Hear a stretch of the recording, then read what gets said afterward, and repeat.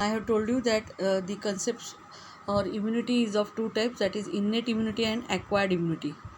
Innate immunity is such type of the immunity which is inbuilt in the host body or in the human body, and the acquired immunity is the due to some circumstances the immunity, or due to according to the diseases, the immunity which is acquired, that is called as the acquired immunity. Now we will see in detail now about the innate and acquired immunity.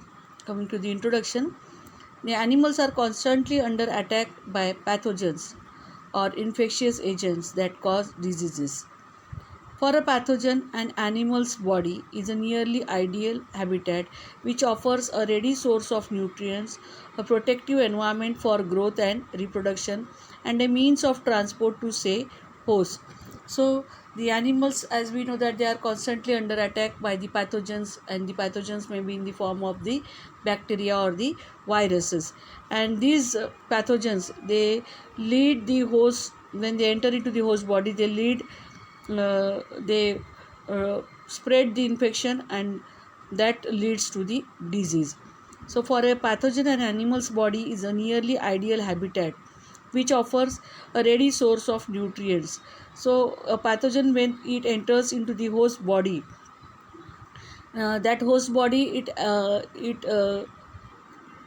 it works like an ideal habitat in which the pathogen can survive, or the pathogen is able to get a good source or ready source of nutrients, a protective environment for the growth and reproduction, and a means of transport to, say, host. Pathogens, they may be mostly viruses, bacteria, protists, that is protozoans, and fungi, which infect a wide range of animals including the humans. In response, animals fights back in various ways. Immune cells, they guard the body fluids. So as we know that the immune cells, where they are present in the human body, within the human body, and they act as the guard cells, and they guard the body fluids of most animals, searching out and destroying the foreign cells. So these immune cells, they play an important role in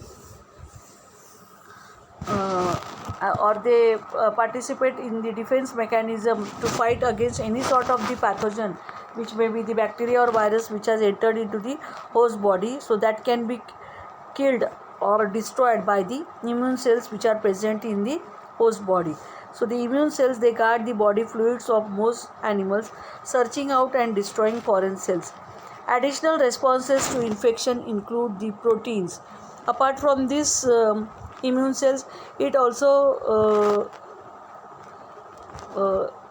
the additional responses to infection, it will include the proteins also that punch the holes in bacterial membranes. So there are some proteins which are present in the host body that punch the holes in the bacterial membranes or the pathogens, or block the viruses from entering into the body cells. These and other defense mechanisms make up an immune system which enables the animal to avoid or limit many infections. An animal's most basic defense against pathogens is a barrier, an outer covering such as the skin or shell. It acts as a barrier or a protective shield which provides a major obstacle to attack by the microbes that are present on the body. Sealing off the entire body surface is impossible. So we can see that the pathogens, they can enter through the openings which are present on the human body or on the host body, that is through the nose or the nostrils, they have the nasal openings. Through the mouth also the microorganisms or the pathogens can enter, through the urinogenital tract also the pathogens can enter. So the additional barrier defenses such as the chemical secretions that trap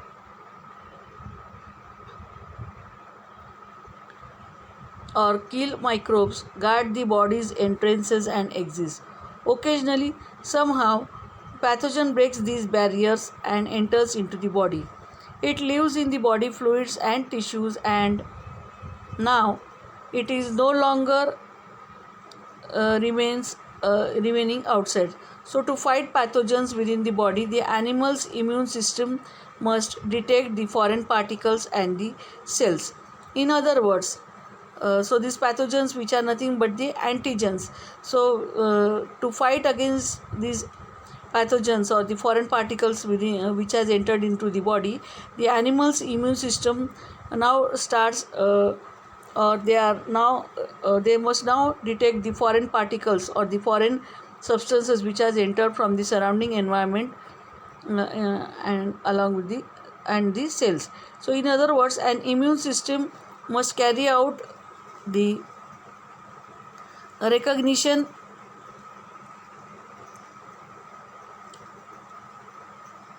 distinguishing non-self from the self.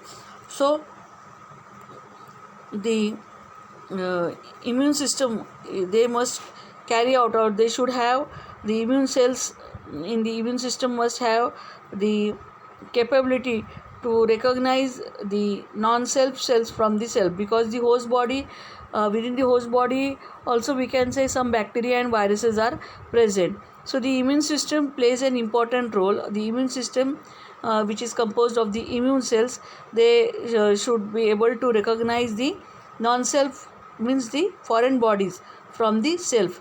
क्योंकि non self या foreign body जो है वो भी हम लोग बोल रहे हैं कि ये are in the form of bacteria और virus.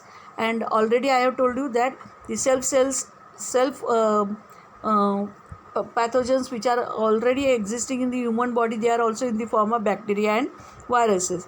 So the cells or the pathogens which are already existing in the human body, they are called as the self cells, whereas the foreign molecules or the foreign particles which are in the form of pathogens, that is the bacteria or viruses, they are the non-self cells. So the immune system, which is comprised of the immune cells, must carry out the recognition for distinguishing the non-self from the self cells. In identifying pathogens, animal immune systems use receptors that specifically bind the molecules from foreign cells or viruses. Generally, animal possesses two kinds of immune systems.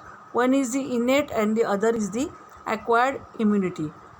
The immunology is the science, or it is the study which is concerned with the immune response to foreign challenges. Immunity, the Latin word immunis, means exempt, is the ability of an organism to resist infection by pathogens or state of protection against foreign organisms or substances.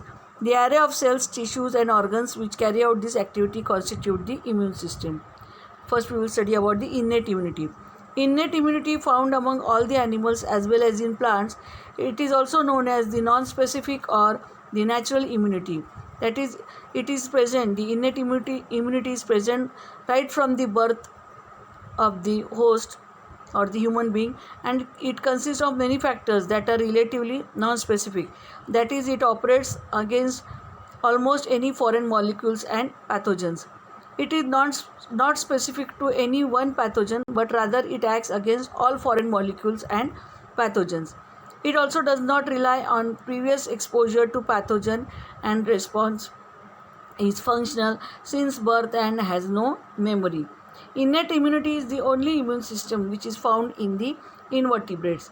Acquired immunity is absent, whereas both systems are functional in the vertebrates. So acquired immunity is absent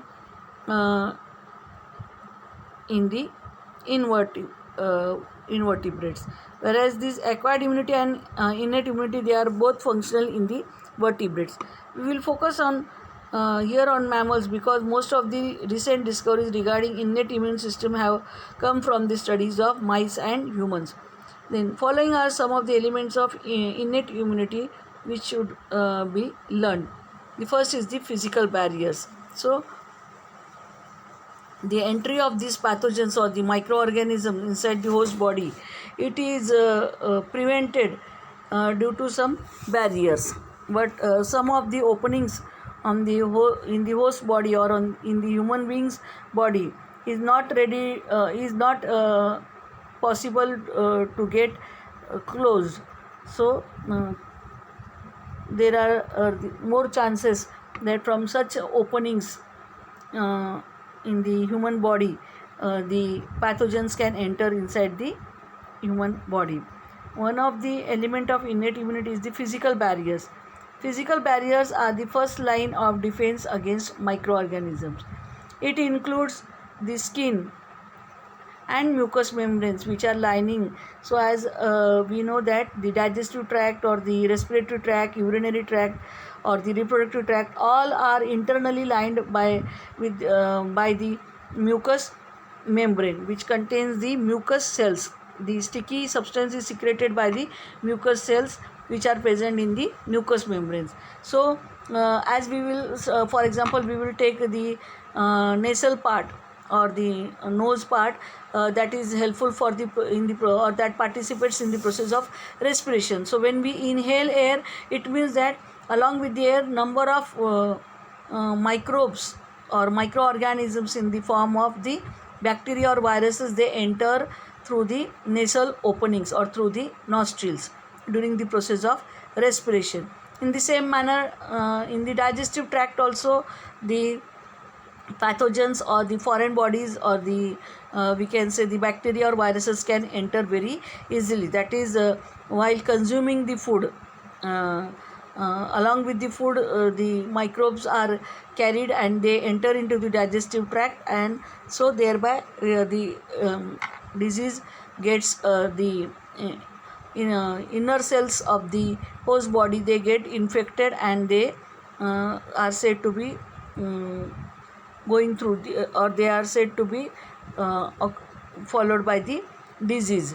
So such entrance of the pathogens, bacteria or viruses or the foreign particles inside the host body, they can be very easily stopped, or they can very be easily prevented to spread any sort of the disease in the digestive tract or respiratory tract or urinary tract or the reproductive tract only by means of the mucous membranes, because this mucous membrane, they secrete the sticky substance which is helpful for trapping the pathogens which has entered into the body, human body or host body through the respiratory tract or through the digestive tract or urinary tract or through the reproductive tract. So this mucous secretion, they will stick, they will adhere, or the foreign particles, the pathogens or the microorganism in the form of bacteria and viruses, which are the foreign particles entering through this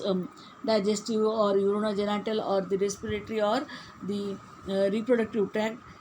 These mucus, which is a sticky substance, they will trap these pathogens and they will be further prevented from escaping into the deeper layers of the digestive tract or the respiratory tract or the urinary tract or reproductive tract, and thereby it can be prevented from further infection. So most organisms and foreign substances, they cannot penetrate intact the skin. That is, through the skin the pathogens cannot enter, but can enter the body if the skin is damaged, but only if the skin is exposed. If the skin is cut at some site or at some location, then the blood vessels or the inner part of the skin, it gets internally exposed to the foreign particles or to the microbes which are entering from the surrounding environment. So only exception that if the skin is damaged, then only the foreign substances can penetrate through the skin. Certain cells of mucous membranes, they produce the mucus, which is a viscous fluid that enhances the defenses by trapping the microbes and other particles. And already I have told you that the mucus secretion, which is done by the mucous membrane, which is internally lining the digestive tract or the urinary tract or respiratory tract or the reproductive tract. So the foreign particle or the pathogen, when it enters through this different digestive tract or respiratory tract, we will see that the mucus will adhere or it will